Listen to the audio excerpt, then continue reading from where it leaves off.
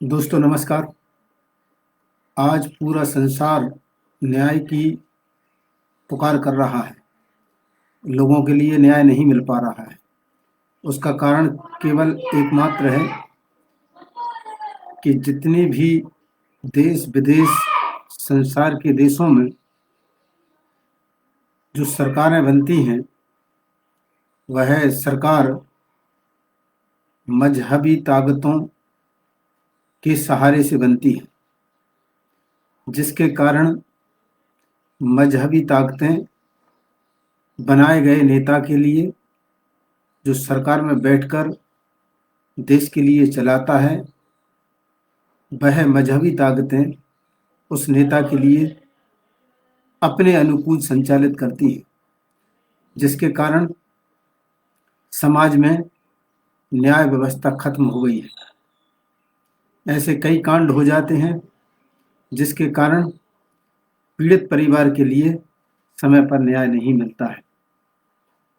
न्यायालय के लिए, कानून के लिए ये समाजवादी विचारधारा के लोग, ये धार्मिक विचारधारा के लोग अपने धर्म के प्रभाव के कारण जब नेतागिरी के संचालक, सरकार को चलाने वाले नेताओं के लिए, अधिकारियों के लिए अपनी सामाजिक ताकत से खरीद लेते हैं, तो न्याय प्रभावित हो जाता है। न्यायाधीश न्याय नहीं कर पाता है। पुलिस कर्मचारी किसी प्रकरण में हस्तक्षेप नहीं कर पाते हैं। उनके लिए दबंग लोग उस प्रकरण को दबाने के लिए सामाजिक तौर पर ताकत प्रस्तुत करते हैं। अनादिकाल से यही स्थिति बनी हुई है। जब राज्य व्यवस्था थी, शासन चलते थे, राज्य शासन चलते थे, उस समय भी सामाजिक ताकतें कार्य करती थी, धार्मिक ताकतें कार्य करती थी। समाज के कुछ वर्ग आपस में मिलकर कमजोर लोगों पर अत्याचार करते थे। उनकी बहू बहन बेटी के लिए खींच खींच कर दुष्कर्म करते थे और मनचाहे प्रकरण अपने तरीके से बनवा कर पेश करते थे। प्रजातांत्रिक व्यवस्था में भी यही हालत है।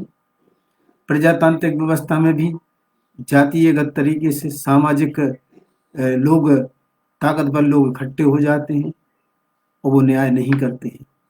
और जो व्यक्ति इन सामाजिक ताकतों के साथ में मिलकर कार्य करता है, राजनीति में फायदा वही लेते हैं। यही कारण है कि देश विदेश सारी दुनिया इन धार्मिक राजनीतिक ताकतों से, सामाजिक ताकतों से संचालित हो रहा है, जिसके कारण लोभी लालची नेता सरकार में बैठ जाते हैं और वह निर्णय की तरफ कोई ध्यान नहीं देते हैं। विकास की तरफ तो ध्यान देते हैं, निर्णय लेने की तरफ ध्यान नहीं देते हैं। चारों तरफ हाहाकार है, निरंकुश सरकारें चल रही हैं, पीड़ित के लिए कभी न्याय नहीं मिल रहा है, मिलकर राज कर रहे हैं और ऐश कर रहे हैं, जिसके कारण ये अपने परिवार के लिए केवल भला चाहते हैं। आज अगर देखा जाए तो भारत देश में अनादिकाल से सनातन संस्कृति के ऊपर अत्याचार होता आया है। उसका कारण यह है कि सनातन संस्कृति वर्ण व्यवस्था में चलने वाली संस्कृति रही है, जिस पर अन्य संस्कृति के लोगों ने भारतीय संस्कृति की वर्ण व्यवस्था को तोड़ के, उनको लालच देके और उपेक्षित भाव बता के सनातन संस्कृति को तोड़ा है और सनातन संस्कृति के ऊपर राज करने की व्यवस्था चलाई है।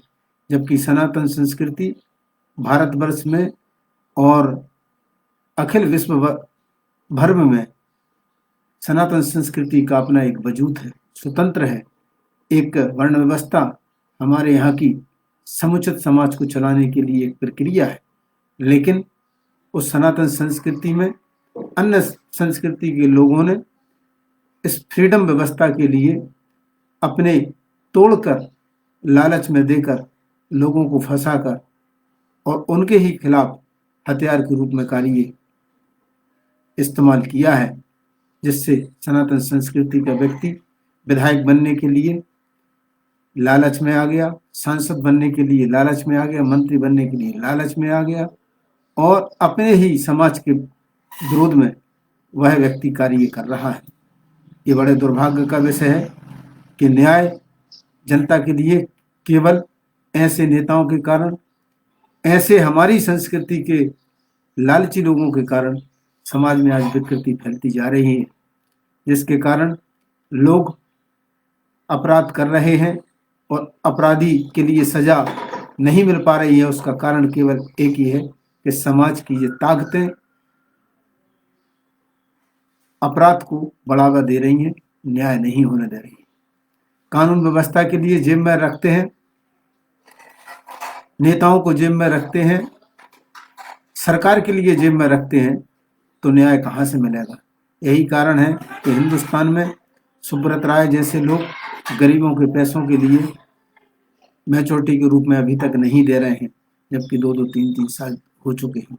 यही कारण है कि न्यायालय में प्रकरण चलते रहते हैं और पेशी पर पेशी लगती रहती है। बाद में धीरे धीरे जब मामला ठंडा हो जाता है तो पैसों को ले देकर राजीनामा प्रस्तुत कर देते हैं और रफा दफा पेश कर देते हैं। ये बहुत बड़ी विडंबना से इस देश को गुजर रहा है और अनादिकाल से राजतंत्र में भी यही व्यवस्था थी और प्रजातंत्र में यही व्यवस्था है। जब तक लोग इन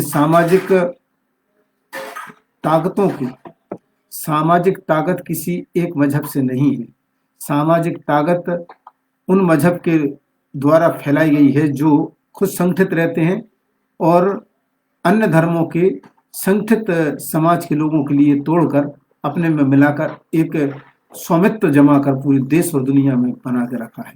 यही पूरी दुनिया का फिक्र बिगाड़ रहे हैं, यही आतंकवाद का कारण है, यही दुष्कर्म करवाने का कारण है, यही भूमाफिया है, यही देश की उन्नति में बाधक है, यही किसी भी कार्य के लिए होने नहीं दे रहे हैं, जिसके कारण पूरी व्यवस्थाएं चरमरा गई हैं।